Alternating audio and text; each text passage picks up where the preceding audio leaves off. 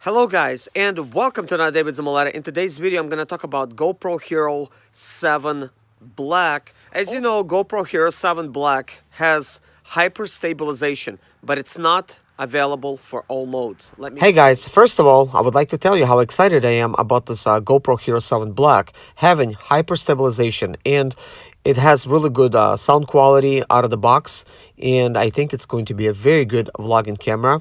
But the hyper stabilization function does not work in 4K in some of the modes. So I'm going to try to clear this up for you and show you how you could turn it on for it to work. Also, if you want to get rid of the fisheye effect, I actually got a solution for you in the GoPro settings. I'm pretty sure you've missed it. It's called linear mode, and it does not really give you much information besides linear mode. But linear mode is to get rid of the fisheye. If you don't get nothing else out of this video, that's going to be important. But believe me guys, stay for the rest of the video. I'm going to clear everything up.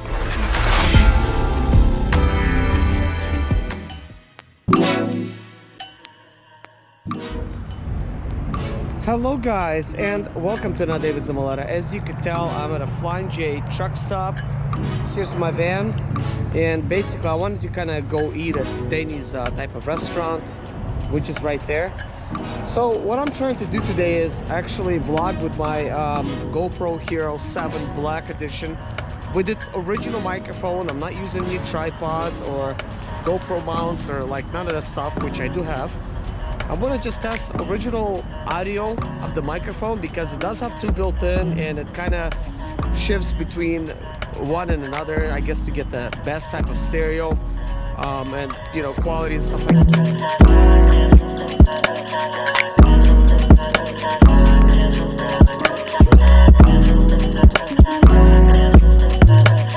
As you guys just heard the sound clip, this was original GoPro Hero 7 Black sound, and right now I'm doing a voiceover using my iPhone 8 Plus, and basically this video was shot in combination of GoPro and iPhone footage together. I'm going to show you which is which.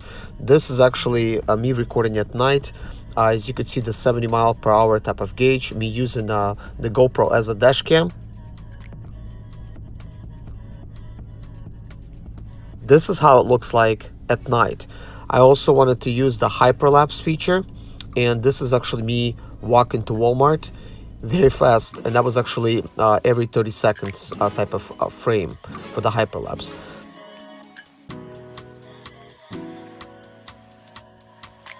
And this is just me walking normally inside. This is another Denny's that I visited in Kansas City, Missouri. And once I actually walked in there, everybody was super nice. This is actually the hyperlapse feature at 30 seconds per each frame, and as you can see, it's real fast. This was kind of like dusk, and as you could tell, it was actually turning dark real quickly, and now it's dark. Everything was shot in super view, guys, and I'm gonna explain other modes that I'm actually using in this. And here's all the modes that I'm actually gonna get ready to get into right here. As you can see, it's right now in 2.7 frames per second in video mode at 60 frames per second. Right now it shows a wide angle. I prefer linear mode. In linear mode, it will shoot just like an iPhone. It does not have like a fisheye effect, which is kind of awesome. That's the mode I actually would prefer, but it does not support 4K stabilization. It does support 2K though, and that is going to be where the confusion is going to lie. I'm actually going to show you something right now that you could get really confused about. Can you see that it's linear mode right now? Everything is set up in linear. We have the wide mode available. We have the super view. But if I go here and I change it to 4K and I change it to 2K and 1080 with the wide, you could see that it supports all the mode with wide angle. And if you actually change it back to, we'll put it like in super view, it supports some stuff, but in super view it does not support 4K. So if you want to shoot in 4K, you're gonna have to shoot in wide mode for the video to have hyper smooth stabilization. But for me, I prefer linear mode. Linear mode was something that I wasn't even aware of. I watched so many reviews and nobody really pointed this out to me, so I want to do it. Linear mode means this is going to be no fisheye effect, which is awesome. So it does not support 4K. But if you're gonna leave the 4K in this option and you're gonna like exit out, look at that, it just changed it to wide. So now automatically it's going to be stabilized, but you're no longer shooting in 2K or linear mode. It's going to be shooting in wide type of mode. So when you go to wide and you want to change it back, you're like, where did everything go? It is not there. You need to change it to 2K again, then everything will appear again, or anything else lower than that. So this could be very confusing if you don't know what you're doing, or you're doing it for the first time. So as you could see again, I changed it to 4K. It just took me out of the linear mode automatically. We're back to wide mode. So the good thing about it is you will get a stable shot. Bad thing about it is it's no longer a linear mode. You're going to get a fisheye effect. If you're looking for a fisheye effect, great. At least you shot it with a hyper stabilization. But I'm going to switch it to linear mode for me. So let's look at some other functionality. We have the time lapse feature here, which is also hyperlapse. I'm going to get into it a little bit later because that could be just a little bit confusing, but it's got a lot of settings here in the GoPro for you to set things up. As you could see, you could also shoot every 15 minutes or 30-minute clips for the video, which could be kind of like nice. It splits up the video into smaller chunks every 15 or 30 seconds. It's got a bunch of other settings. As you can see, this is the settings that I'm using.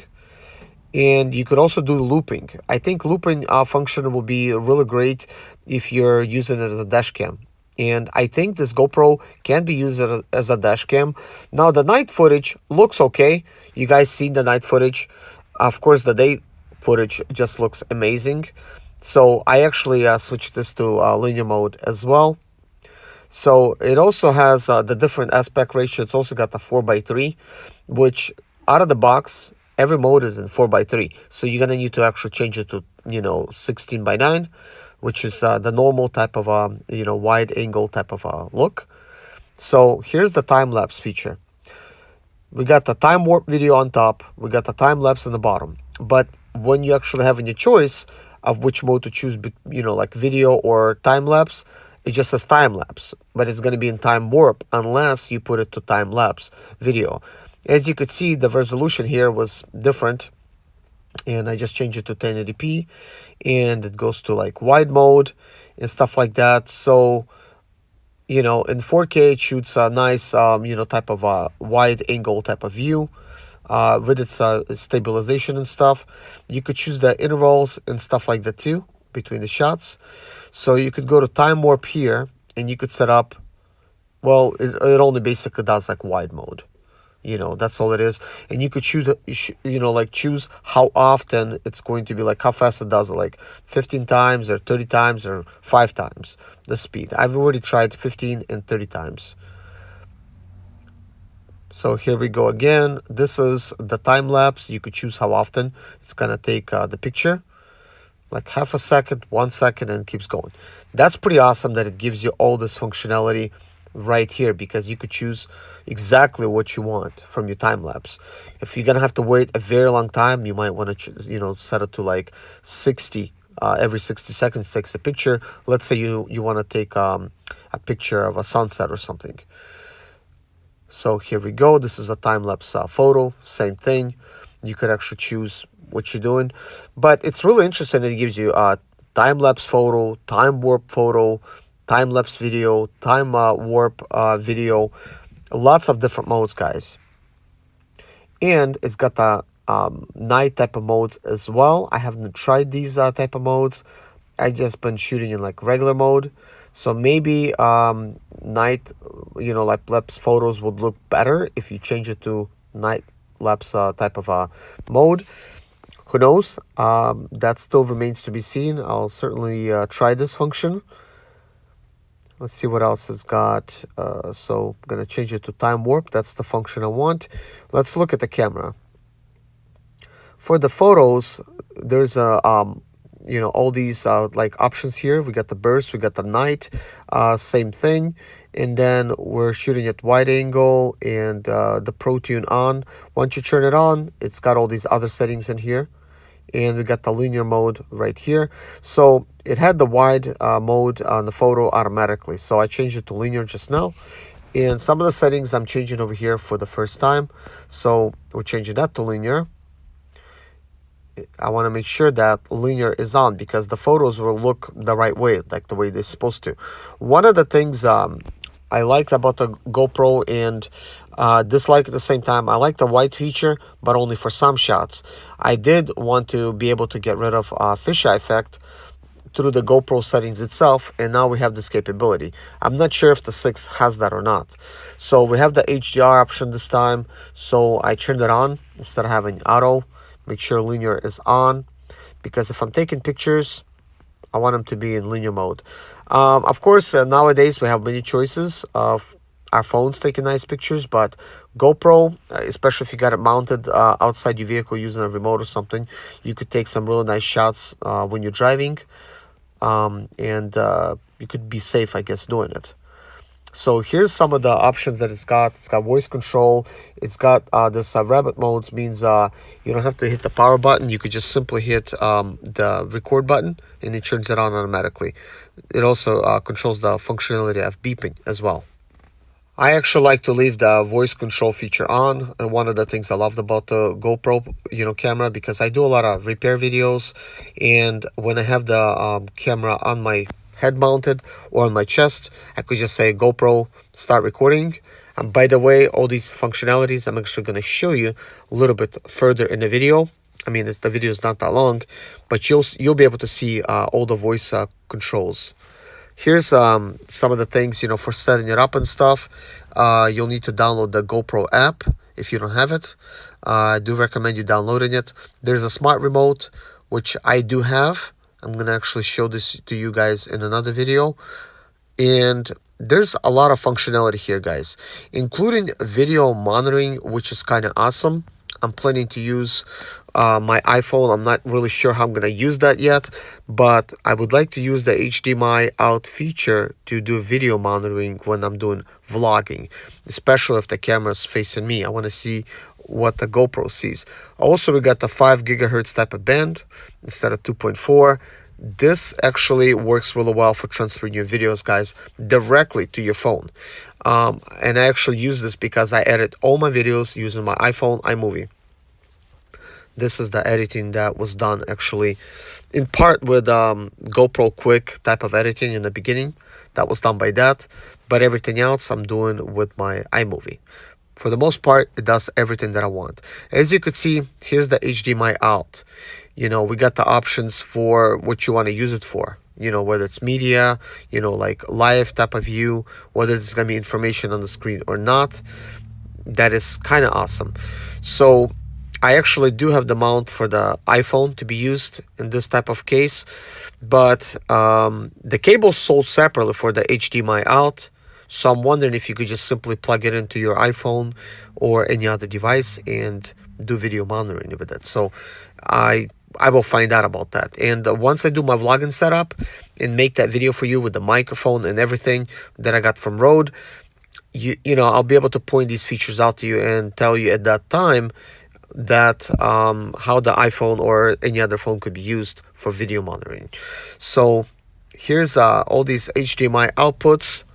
They're here, but I think the main things, guys, I already pointed out. So especially for shooting like linear mode, or which mode supports hyperlapse in the hyper smooth type of video. Because if you're trying to shoot very stable video, guys, if you're in the wrong type of mode, it's just not going to work. But as I showed you, it just will switch over to wide type of view. So maybe that's not the angle you wanted. But anyways, guys, here's all the GoPro commands if you're trying to control it with the voice. And for the most part, this video is done. You could pause and I guess, take some notes or at least memorize some of these commands. Guys, thank you so much for watching. Take care of yourself and see you guys in my next video. God bless you. Stay safe. Bye-bye. My name is Serge Zamaleta. I'm 37 years old, and yes, I experienced success after buying my first home for cash. Back in 2011, I was broke, but I learned to solve problems on my own. Now, I'm helping others to solve their problems. I know what pitfalls to avoid to stay profitable in business. Need motivation to be more successful in your life? Do you have Sprinter expedite or business problems? Then subscribe. Let's find creative solutions to your problems. Hit the bell notification so you don't miss any of my helpful videos.